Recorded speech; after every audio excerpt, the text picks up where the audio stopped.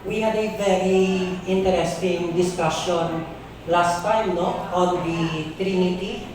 Actually, we have barely scratched the surface of that very important doctrine, but we will have to move on, no? Hindi kita pwede magpabilit dahil damo pa kita sang i-take up again.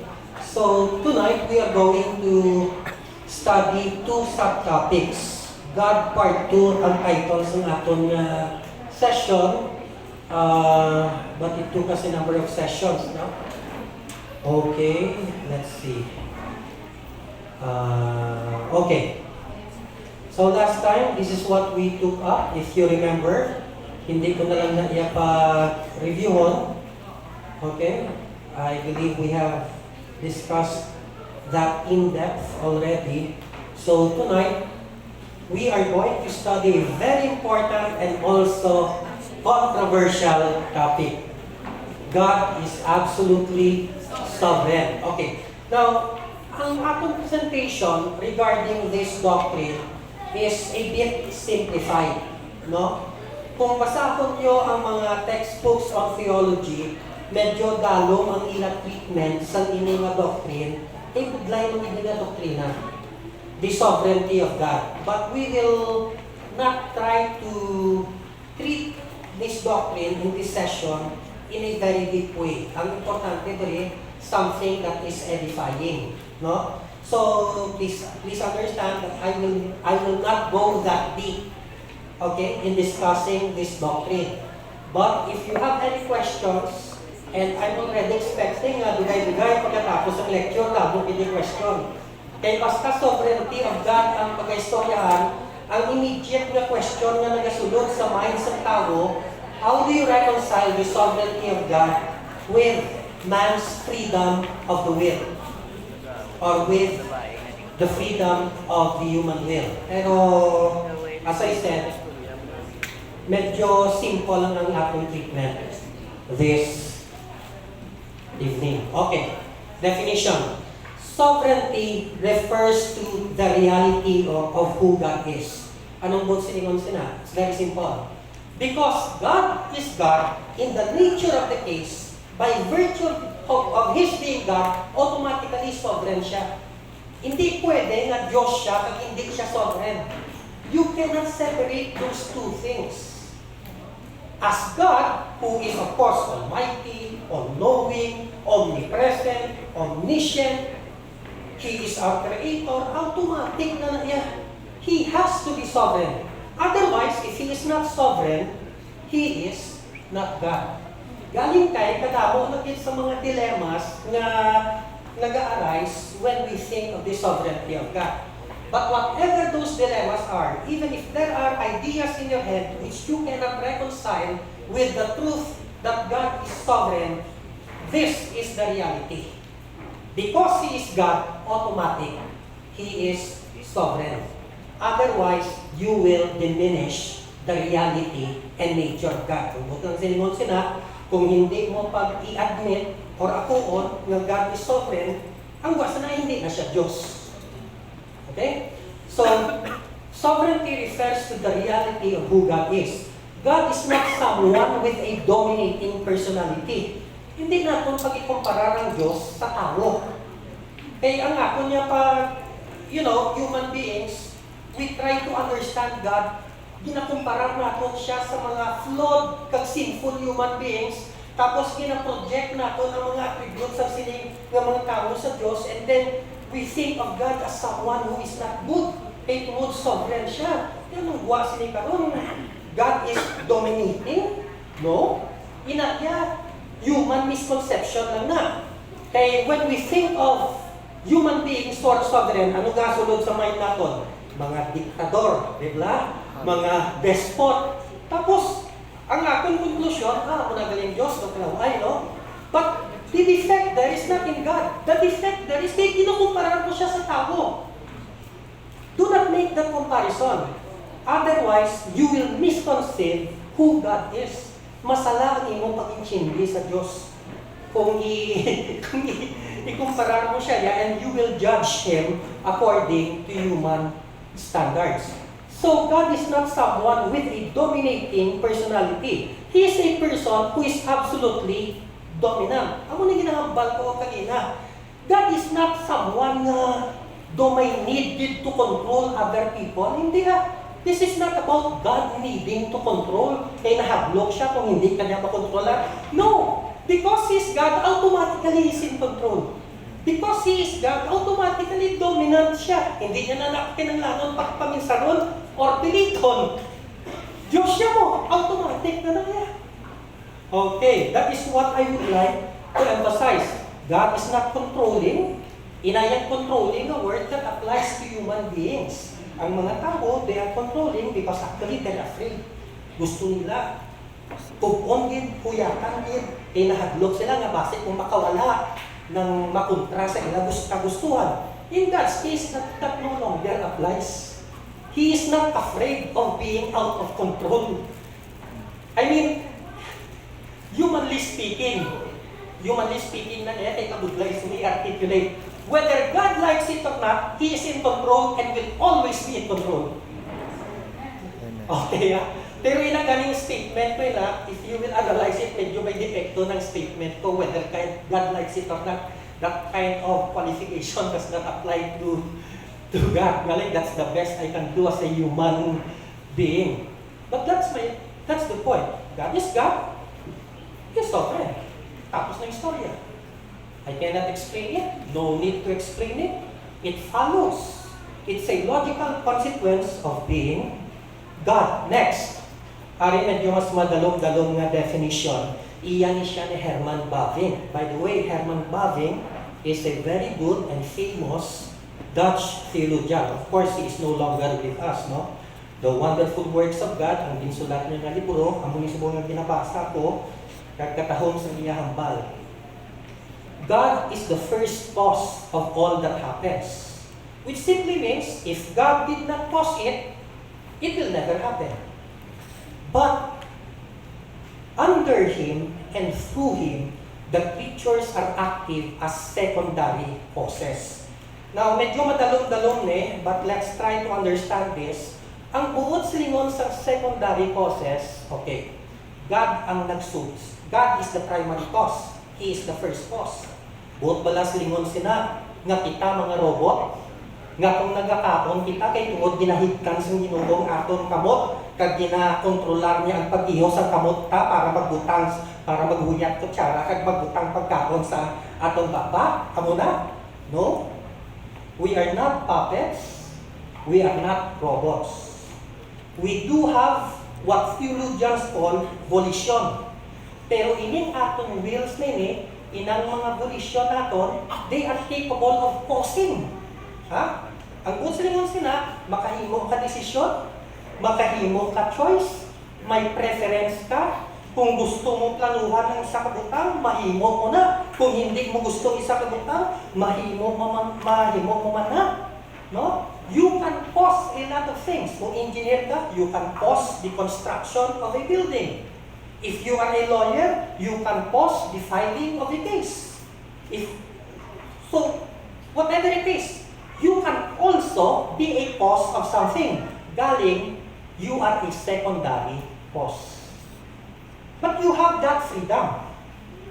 But it is limited and still under the control and supervision of God. So, hindi, ang buot ko lang dislingon na muna hindi buot silingon nga wala kita sa volition. Hindi buot silingon nga wala kita will. Hindi buot silingon nga wala kita freedom. Ara na siya. Human beings na mo, hindi man kaya robot. But mysteriously, kagakuon ko na lang hindi ko ma-explicar, I do not know how to reconcile, ining aton nga mga secondary, ining aton tanan nga mga choices kag decisions, under man siya gyapon sa sovereignty sa Ginoo. So, although misteryoso man siya gyapon, although hindi ko man siya gyapon ma-explicar, the fact is, God is sovereign, man is still responsible. So, kung may ginhimo ka nga desisyon, hindi mo magpasulo ng Ginoo, kag hindi ka maghambal nga ate ginhimo ko na ultimately ang Ginoo niya nag-cause no? You are a secondary cause. That is part of how God made the world. But mysteriously, inang imo desisyon na, it will also not happen unless God allowed it or permitted it. Amo ng misteryo ta. Now, may mga butang din na hindi pumasabat. Kung gusto nyo, siya na lang pamangkuton nyo. God governs and rules all things in such a way that they all cooperate and all converge upon the purpose He has established. Ini dalom-dalom na naman eh. May plano ang Ginoo. Pero hindi po kag ining plano niya, hindi mo ni maguba. But balasingon nga wala ka na freedom, hindi, may freedom ka. Limitado lang. But silingon, kung gusto mo kontrahon ang plano sa Ginoo, pwede man. Galing kay sa punta, makibot ka na lang, nga ang imo pagguba sa plano, amo pa ang nakakuman sa plano. Example, si Jesus, dumduman nyo, anong natabo? Ha? Ginpatay nila. Gusto nila kontrahon ang plano sa Ginoo. Ang plano sa Ginoo nga, may anak kita manluluwas, nga maluwas sa kalibutan. O, ang ginimo ni Satanas, kinontra niya. Gusto niya gugron. So, by means of those wicked people, he killed the Lord Jesus Christ. Anong natabo? Sumantok sa plano sa Ginoo. That is the mystery. The plan of God cannot be broken. We are free to break the will of God. However, mysteriously, at the end of the day, by trying to break the law of God, the will of God, you end up fulfilling it. That is how great and sovereign our Lord is. Behind all secondary causes, there lurks and works the almighty will of an almighty God and a faithful Father. That is why, hambang sa Romans 8:28, He causes all things to work together for good, which reminds us sa natabo kay Joseph. Anong natabo kay Joseph? You meant it for evil, but God meant it for good. Human beings meant it for evil. Gubo nilang plano. But God, who is sovereign, makes use of their decisions and actions to fulfill His will. Na, amo na siya ka-great, no? But anyway, next. Number 1, God is greater than and exists above the creation. He is transcendent. So, hambang sa 1 Kings 8:27, but will God really dwell on earth? The heavens, even the highest heaven, cannot contain you. How much less this temple I have built? One God and Father of all, who is over all and through all and in all. Okay. Budlay niya explicar, but I will try. We are spiritual and at the same time material beings living in a physical universe. Ang atom universe is composed of, basic science, matter and energy. Di ba lang? Kag ang matter and energy, they're convertible. Now, the point is, our universe is finite. So far, the best scientific theories we have, for example, the Big Bang says that the universe has a beginning. And someday, the universe will end. Okay. Agwantahan nyo lang, anay ang tutay nga scientific explanation. Both silingon, there was a time when there was no such thing as matter.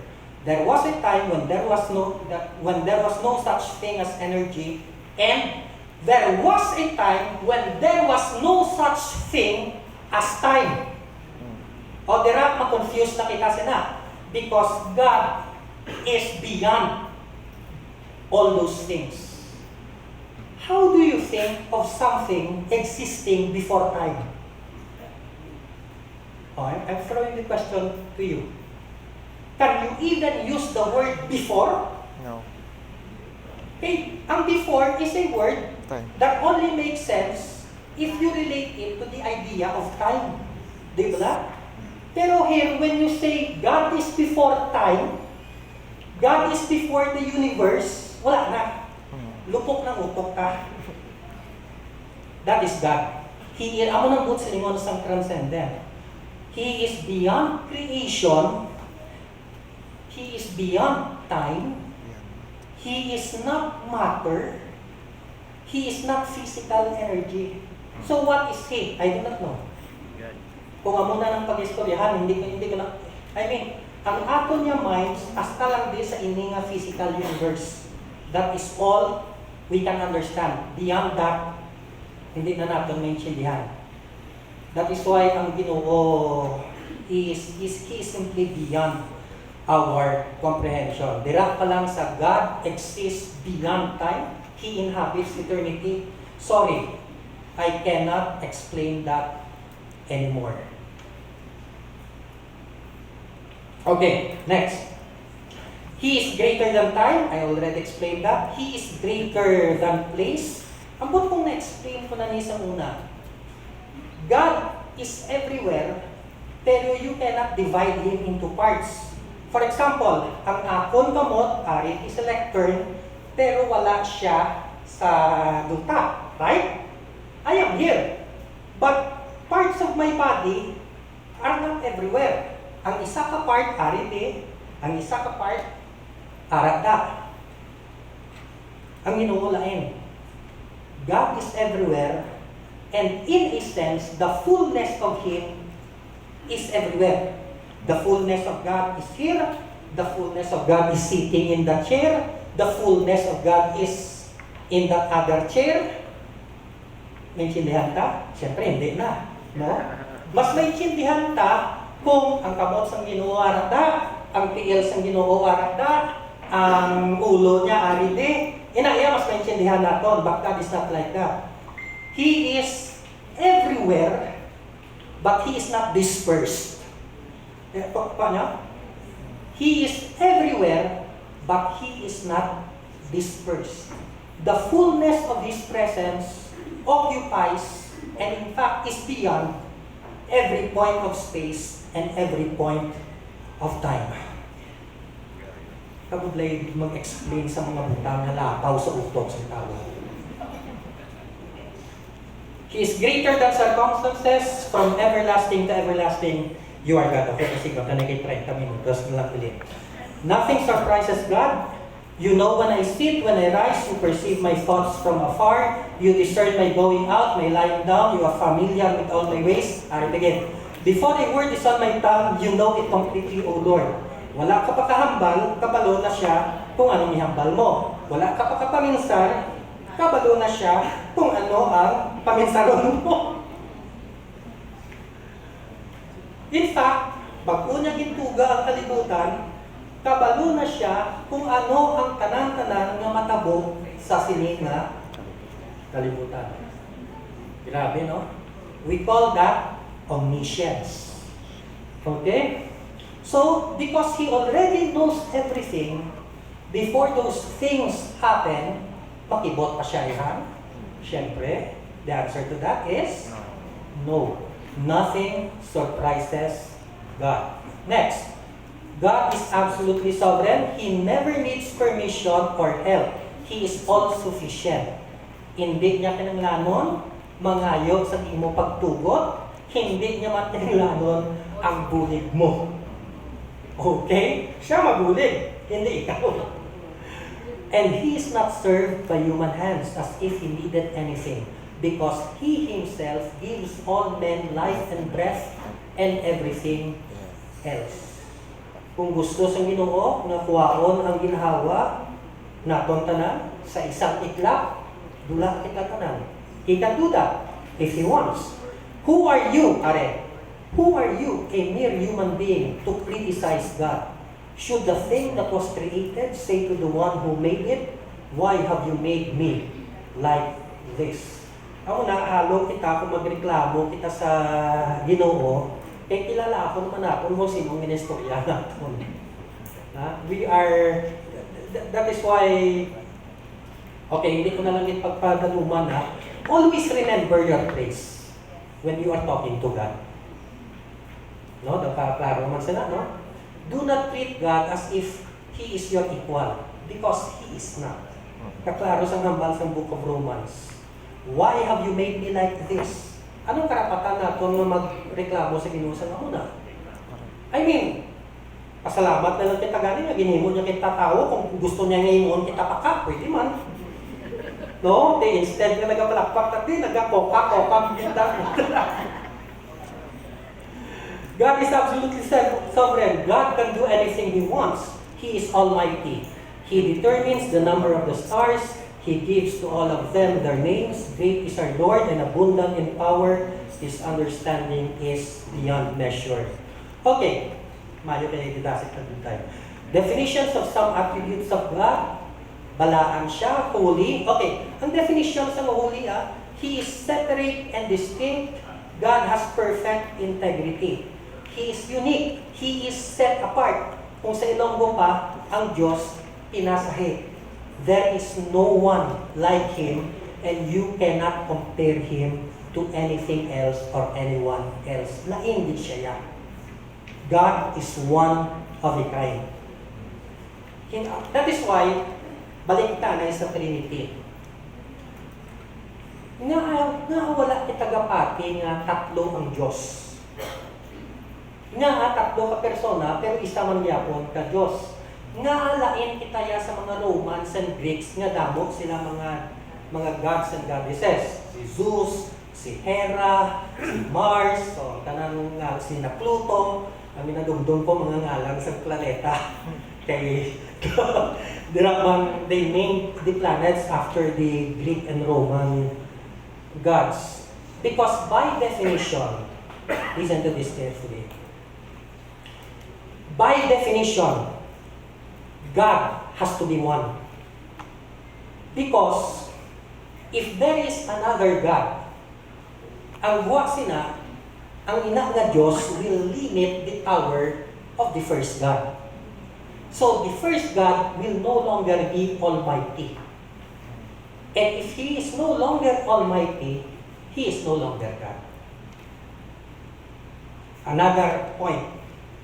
If there is another God, if there are two gods, for example, or three, etc., etc., that means you will have to divide up the sovereignty. You will have to divide up sovereignty and distribute sovereignty among all those gods, right? In other words, there will be no more sovereignty. Buba ng sovereignty. By definition, sovereignty has to be one, united, and invested in only one person. Hindi pwede nga duha ka sovereigns.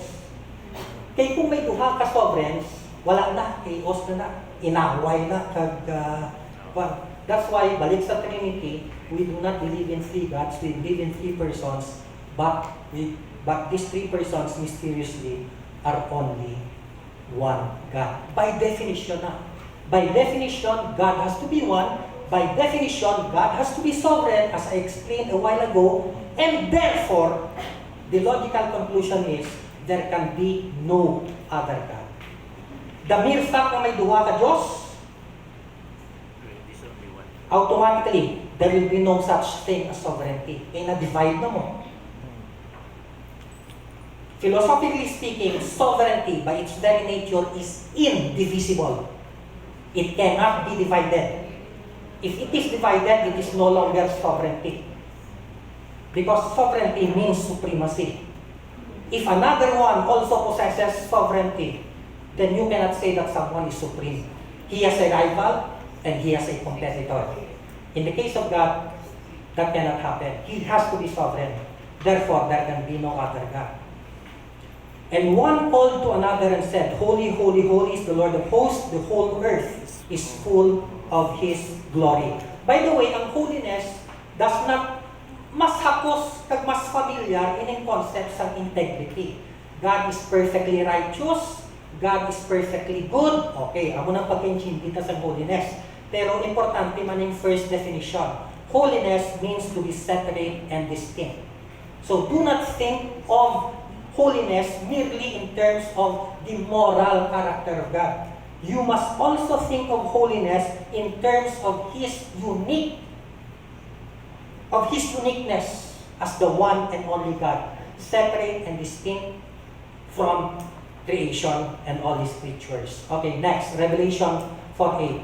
And the four living creatures, each of them with 6 wings, are full of eyes all around, within, day and night. They never cease to say, Holy, holy, holy is the Lord God Almighty, who was and is to come. And by the way, no one else is like that. Because everyone else had a beginning. And everyone else, if not for the grace of God, will someday have an ending. But the Lord God Almighty is holy and unique and different because He is the one who was and is and is to come. In other words, God is uniquely holy because He is everlasting. No beginning, no ending. Next, God is eternal. God has always existed. He is outside time. Amuning kagina, I was trying very hard to explain it, but of course it is inexplicable. Outside time, I will leave it up to you to imagine how that can be. But God is outside time. Before the mountains were brought forth, or ever you had formed the earth and the world, from everlasting to everlasting, you are God. This is already beyond our powers of thought and imagination. No human being can conceive of an existence that is beyond time. No one can understand it, no one can explain it, and I will not even try. Okay? Isaiah 57:15. For thus says the one who is high and lifted up, who inhabits eternity. Okay? Whose name is holy, I dwell in the high and holy place, and also with him who is of a contrite and lowly spirit, to revive the spirit of the lowly, and to revive the heart of the contrite. Now, what does it mean to inhabit eternity? I will confess to you, speculation na lang ni. But if He is outside time, then that means, for God, all moments of time converge. The past, the present, the future, as far as God is concerned, they are just present. Para sa aton, think of yourself, you can only exist in the present. But every second that passes goes to the past. Right now, 1 or 2 seconds ago, you are no longer there. What nyo? Would like explain, no? Pero, the point is, we can only exist and we can only, be conscious of the present. We can remember the past, but we can no longer live there. Right? We can no longer inhabit the past. We can only inhabit the present time. And every second that passes, naga-change na. Very swiftly and very quickly, the present becomes past and the future becomes the present. Budlay intindihan, budlay explicar. All I know is, for us, the past no longer exists and the future does not yet exist. The only time that exists for us is the present. With respect to God, it's different. The past, the present, and the future are all present to Him at once. So, as I said, some things are inexplicable, therefore, I will not even try. Next, transcendent. We've already said something about that. The Lord is high above all nations, and His glory above the heavens, who is like the Lord our God, who is seated on high. My thoughts are not your thoughts, neither are your ways my ways. As the heavens are higher than the earth, so are my ways higher than your ways, and my thoughts than your thoughts. Now, God is not only transcendent, He is also immanent. The simplest way to explain this is that God is not only above us, He is also with us and in us. Okay? He is before all things, and in Him all things hold together. Now, the scientists say ng atong physical being, composed ni siya of atoms. Okay? If God will not hold them together, tanan kita isubong manilupok lang kita na. Right? The only reason why you're still breathing and you're still whole and all together is because, kabal sa Bible, God holds you together. Not only us, the whole universe. If God does not hold all things together, manilupad ni, madula ni, madisintegrate ni. That they should seek God and perhaps feel their way toward Him and find Him, yet He is actually not far from each one of us. Are. In Him we live and move and have our being. No? Do mga isda kita nga nagalaboy sa tubig, kag ang tubig, amo ang Diyos.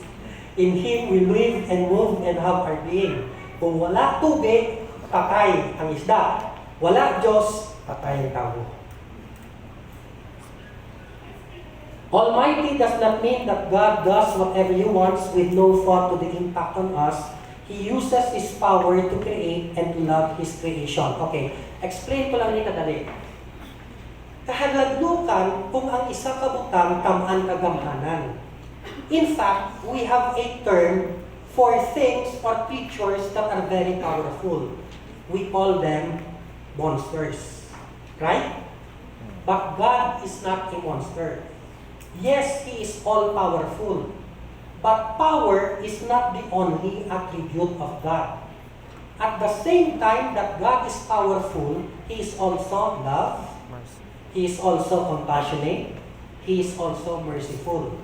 Yes, God is all-powerful. But when He exercises His power, He does so in love. He does so with wisdom. And He does so with justice and righteousness. Therefore, God is not a monster. Okay? Kaya kung magdiho kag mag-aksyon ang Ginoo, kung maghimo ang Ginoo sa isa ka butang o magdesisyon man siya, hindi lang niya gahom ang iya gina-exert. Ini siya, He acts with the fullness and wholeness of His being. And His being consists not only of power, but as I said, of wisdom and love. Okay? Just reserve your questions. Sorry lang yun, kamadali ko kay actually, 10 minutes bilin. Ma-extend ko 5 kasi ma-question and answer. I understand next Wednesday, wala kita na session. Then on the 16th, I will not be here. So, either si Mark or si Pastor Medo will be taking over on the 16th. Okay? Jeremiah 32:27, Behold, I am the Lord, the God of all flesh. Is anything too hard for me? Jesus looked at them and said, With man this is impossible, but with God, what? All things are possible. He is all-knowing. I have explained that already. Hebrews 4:13, very important. No creature is hidden from His sight. All are naked and exposed to the eyes of Him to whom we must give account. Doon sa lingon, wala ka siyang pwede itago sa Ginoo. Pwede ka katago sa tao, pero ang Ginoo, hindi mo na niya mataguan. In fact, all your secrets are bare and exposed to the eyes of God. So do not think that just because no one sees you, do not think that you can just safely commit wrongdoing. Eh wala sa may nakakita. Actually, may ara. God is perfectly moral, so dili naman kita ya makadto sa karakter sang Ginoo. He acts in holiness. I have already explained this a bit. Pero dira sa Psalm 145 verse 17, the Lord is righteous in all His ways and kind in all His works. In other words, hindi mo gid mabasulan ng Ginoo, hindi ka makapamasok sa Ginoo kung maghambal sala Ginoo ang ginhimo mo. You can never say that. Anyone dares? Huh? No one can say that God has committed a mistake or has done something wrong. He is righteous in all His ways.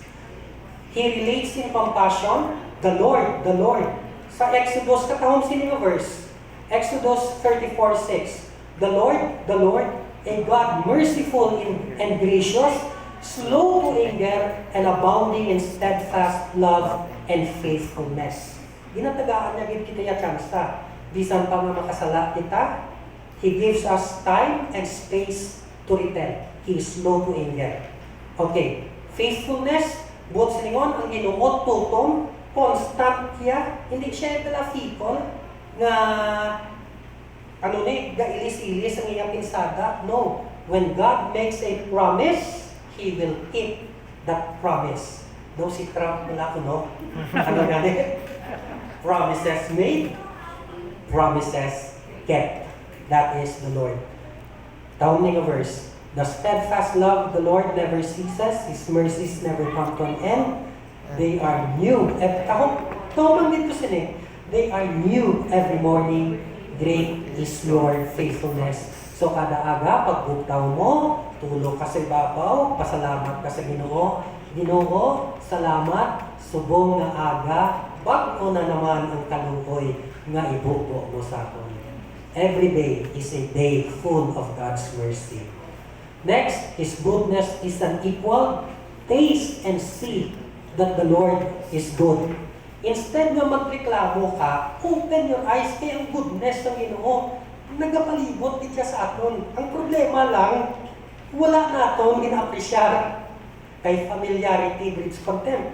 The mere fact na nakabugtaw ka, the mere fact na mabrihan mo mata mo, the mere fact na makaginhawa ka, that is the goodness of God.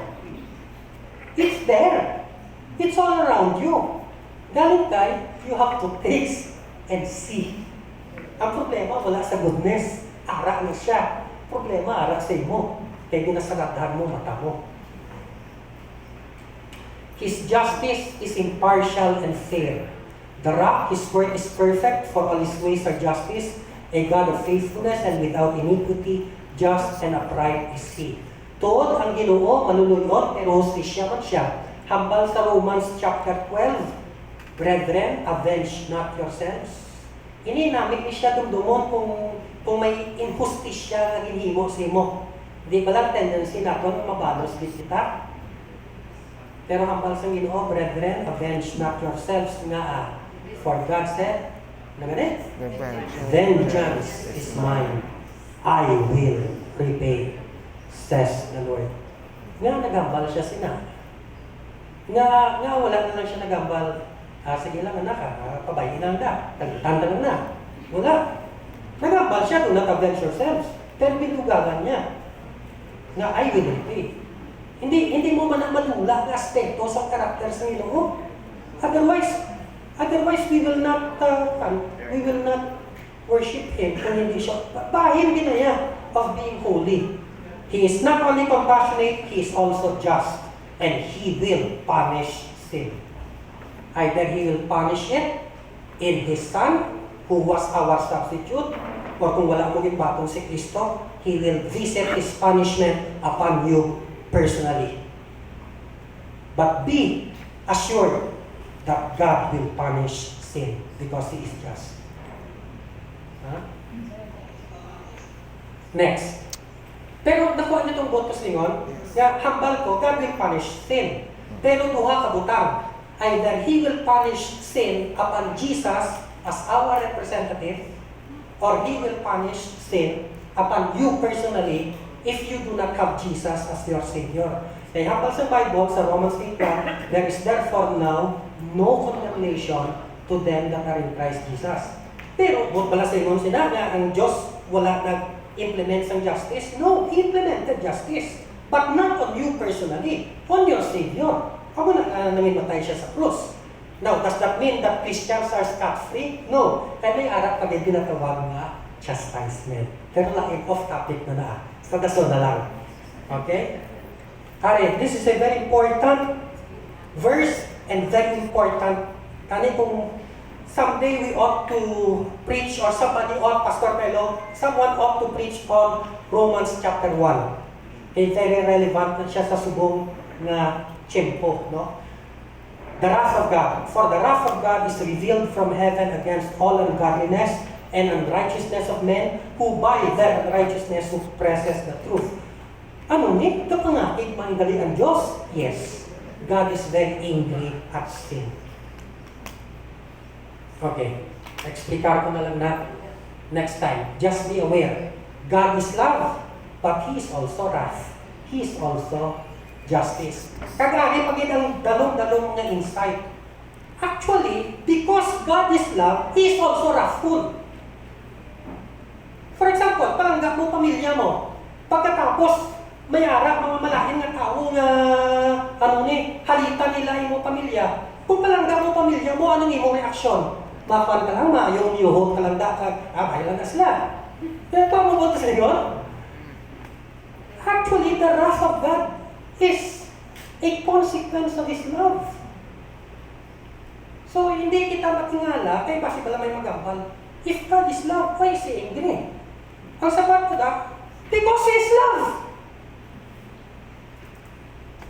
If you love someone and someone threatens the object of your love, of course you'll get angry. If you will not get angry, that means you do not really love the person whom you are supposed to protect. He is love. Beloved, let us love one another, for love is from God. Whoever loves has been born of God and knows God. Anyone who does not love does not know God, because God is love. Okay, ginambal God is love, pero may importante pa dito punto. Kung born again Christian ka din, dapat makitaan man ang gugma sa imo kabuhi. Otherwise, ang buwasin na, hindi ka liya tutuot na Christian. Amo lang yan sa gining verse. So, self-examination ta. Am I really a child of God? Do I have, although not as perfect as my Father, but is there also love in my heart? Pero kung wala din, questionably. We are, finally, ending. 1 minute to go. I'm on time. 6:59. We are created in God's image. What He is like in character is what we should become like. We become like those we spend the most time with. When I spend time with God, I inevitably become more like Him. His person empowers my character. So, my brothers and sisters, how is your quiet time every morning or every evening? Depende sa imo. But do you spend time with God? This is the way to become like God in His, and to become Christ-like in our character. You want to be loving like God? You want to become compassionate like God? That question is, do you spend time with Him? Because we become like those we spend the most time with. Natugtuman ko, correct me if I'm wrong, ha? Somebody correct me if I'm mistaken. Pero daw may madumduman po nga bersikulo sa Proverbs, I think, hindi na ko sigurado din. If you spend time or if you go with angry persons, you will become an angry person yourself. So, halong ka kung sino ka mo. Okay, that's it. I am now ready once again for cross-examination. But before that, siguro someone take me place, painom lang pa rin tubig ka tuloy. Kung kadto ka ni Pastor Melo, pwede naman lang ikaw na lang mapabilin.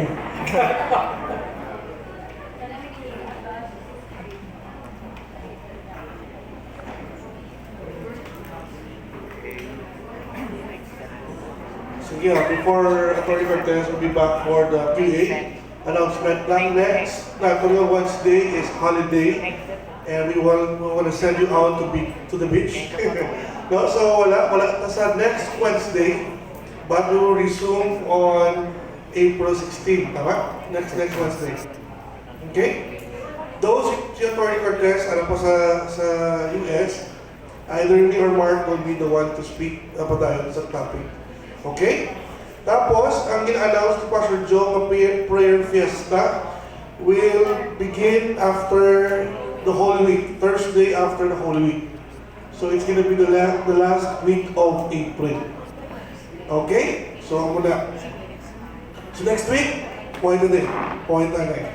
Balik na next Wednesday. Okay lang? Alright.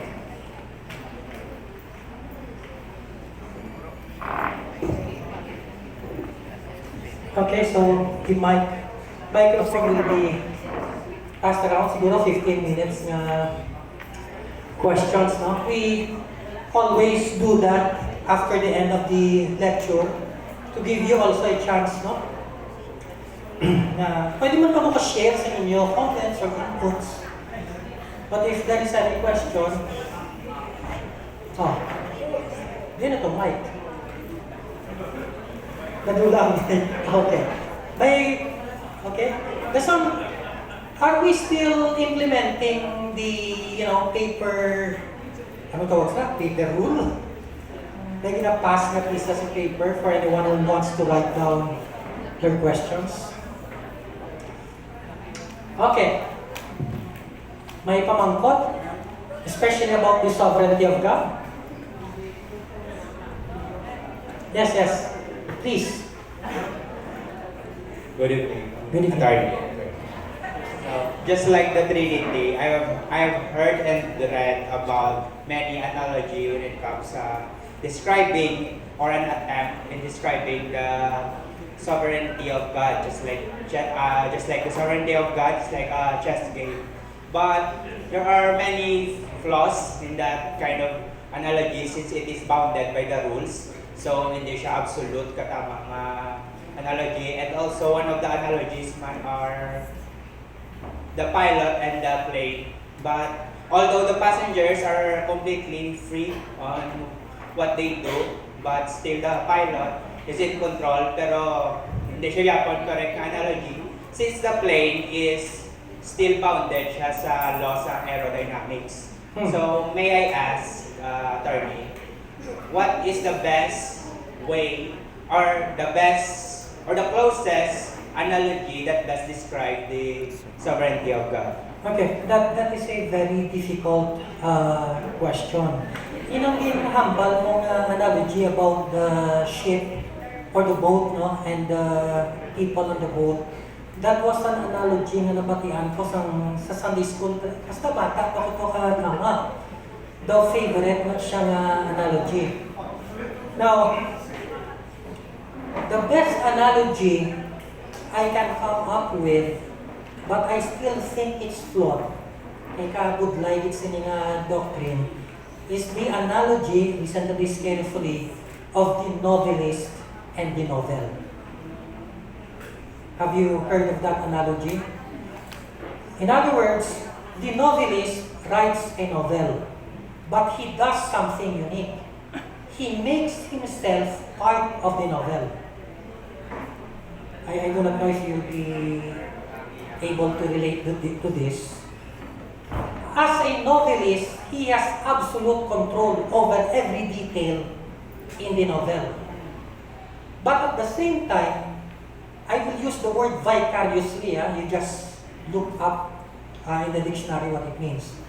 But at the same time, the novelist can relate to the characters of the novel.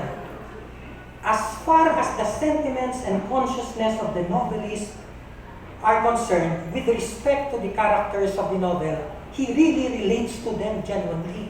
In fact, when he writes and reads his own novel, he himself cries and he himself is moved in his heart. You will understand this if you yourself are a novelist. Therefore, the characters in the novel are genuinely exercising freedom, genuinely making their own decisions. And the novelist can feel the genuineness of the actions and decisions and choices of the characters of the novel. Within the sphere of the novel, the characters are free.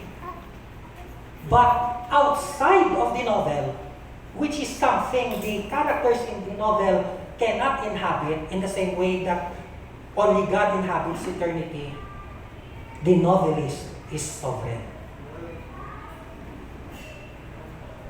That is an imperfect analogy, but that is the best I can come up with. That's okay with you? Okay, you're making a hands up. Ginkulti mo ko, tigulti ng sapat ko. So, hindi ko siya siling na ma-explain exhaustively, but that is the best I can come up with. Tituyas takuan sa Trinity, we have the analogy of the Word. This time, we have the analogy of the novel and the novelist. It's still an imperfect analogy, but I believe that it will at least give you a dim understanding. Bisan kahit paano, a little light will come in. No? Regarding the relationship of God to His creation as analogous to the relationship of the novelist to his novel. Pero may catch niya, the novelist made himself part of the novel. He is in the novel. Vicariously. Just look it up kung anong meaning sila. Okay? Follow up? Thank you, Attorney. Okay. Attorney, thank you for teaching. Can you please shed a light about the sovereignty of God and salvation? Sovereignty of God in salvation. Okay. Very difficult. I am tempted to wait until we really reach the session on the doctrine of salvation. Pero, it means that all the details of salvation were planned out in eternity past. In the same way that everything else was planned out. But as I said a while ago, it does not mean that we are robots or that we are puppets. We do have genuine choices. We do exercise our volition. However, God being sovereign, mysteriously, all those decisions of ours and actions of ours, they end up fulfilling God's plan. Ang isa, hindi ko lang malocate, somebody help me out here. Sa Book of Acts, there is a mysterious verse. It has to do with the crucifixion of Jesus. Base someone can search this sa Google while I'm speaking. Ang natabo sini, kundi ang mga wicked men, they killed Jesus, dumduman nyo na. Pero humble sa Book of Acts, they killed Him according to the predeterminate counsel of God. Let me repeat. They killed Him according to the predeterminate counsel of God. That is in the Book of Acts. That is the mystery of sovereignty with respect to salvation. Ang mga wicked people, they made a genuine choice. They acted freely. That was their own responsibility when they decided to kill Jesus. But mysteriously, it all fell in with the predeterminate counsel of God. What does that mean? Predeterminate counsel. In other words, it was all planned out before it happened.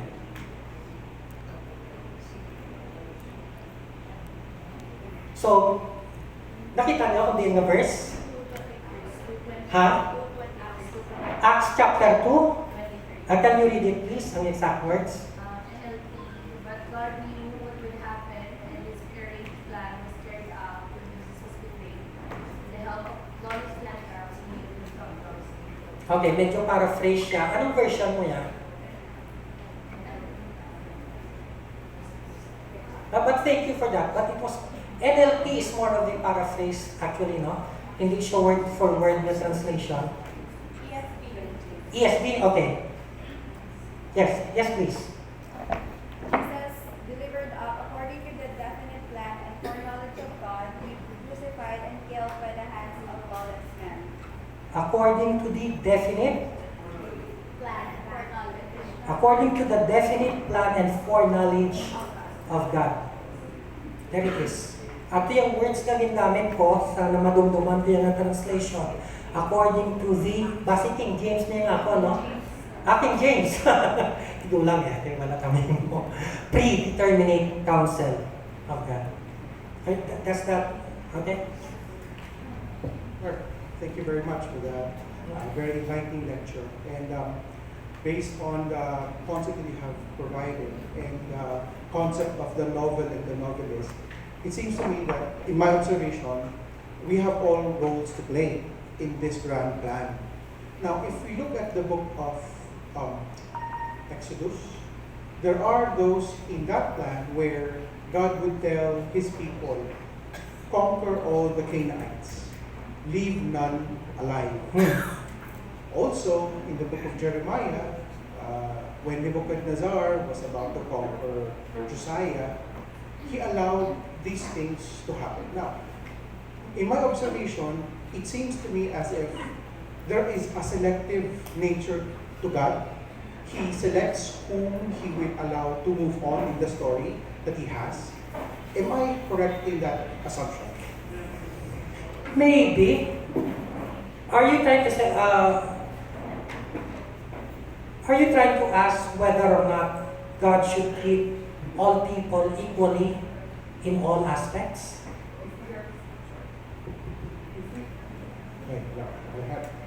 If we are talking about, hello.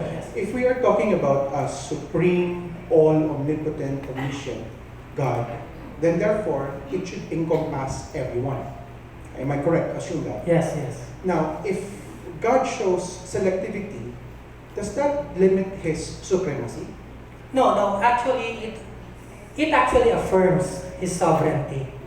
Now, actually, your question has already been answered by R.C. Sproul in his book, The Holiness of God. And there's another book, no, Chosen by God. The question has to do with the fairness and justice of God when it comes to the apparent inequality in the way he treats persons, no? Or to put it even more bluntly, in the way he allots their destiny. With respect, for example, to the genocide of the Canaanites, to put it bluntly, the answer would be this. In the first place, humanly speaking, although we should not, judge God according to human standards. In a sense, God commits, I say this reverently, in a sense, from a human perspective, God commits genocide all the time. In the sense that he sends earthquakes, he sends floods, he sends plagues. Okay. Second point, God is the creator. According to Job, he gives, he takes away. That is his prerogative. And he does it all the time. Sometimes he does it many lives simultaneously, or he does it individually. But the point remains the same.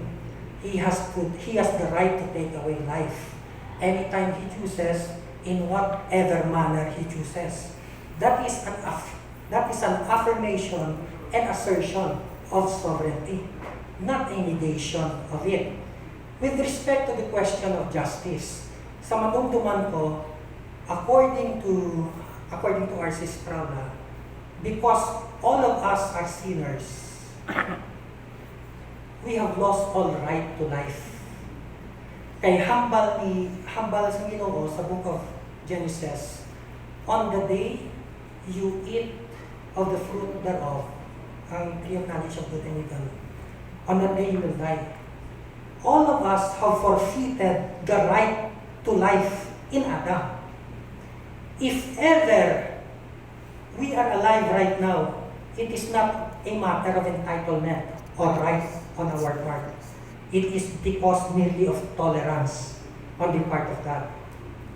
And as every landowner knows, a squatter has no rights on the land. Generally speaking, no? Of course, he has the right not to be evicted unless there's a court order. But generally speaking, the landowner has sovereign rights over how he disposes his property. The squatters, generally speaking, have no rights because it's not their land. The landowner can choose, according to his own wisdom and discretion, whom he will evict and whom he will not evict. Those who are evicted cannot complain, why did you not evict them? You get my point? Is the landowner unjust? No. The law is on his side. If the squatters were actually legitimate lessees, it would have been a different story. But none of us on this earth is a legitimate blessing. We are all informal settlers without rights and privileges. If ever we exist and continue to exist and inhabit this planet, it is only upon mere tolerance of the landowner. I hope that makes my point clear. Thank you very much, Attorney. It begs another question. If the landowner would allow his son to come down to the land and tell all of you, because I'm dying on your behalf, will have the right, then why do we still have earthquakes and wars? No, he does not. I do not believe that he bestows any right. It is pure grace. Okay. Anyway, your question is, if Jesus Christ already died, okay, and he has already bestowed salvation, why is it that there are still consequences of sin left? Okay. Well, the answer to that is actually explained by the Bible itself. Okay? If you are already saved because you have received Jesus Christ and you have eternal life, why is it that you still die? Right?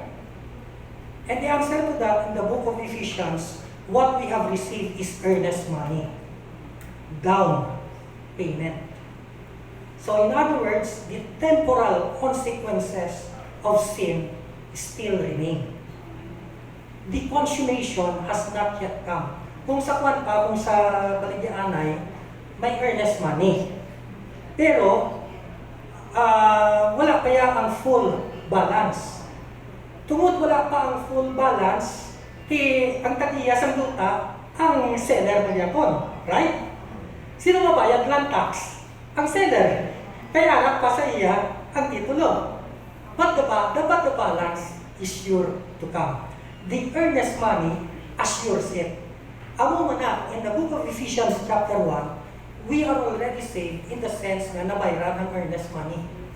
The Holy Spirit, according to Ephesians chapter 1, or is it chapter 2, I don't remember clearly. The Holy Spirit is the guarantee of our inheritance. The down payment has been paid. The earnest money has been given, but the full balance is yet to come. That is why we can still die in the same way that the seller still has to pay the land taxes. Once the balance is paid and the title is fully transferred in the name of the buyer, then and only then, nawala na obligasyon ang seller na magbayad sa land tax. Not a perfect analogy, but I hope that will... Okay, thank you. Those are very good questions, by the way. Kinapoy ko to. Okay, thank you. We can now have our group discussion.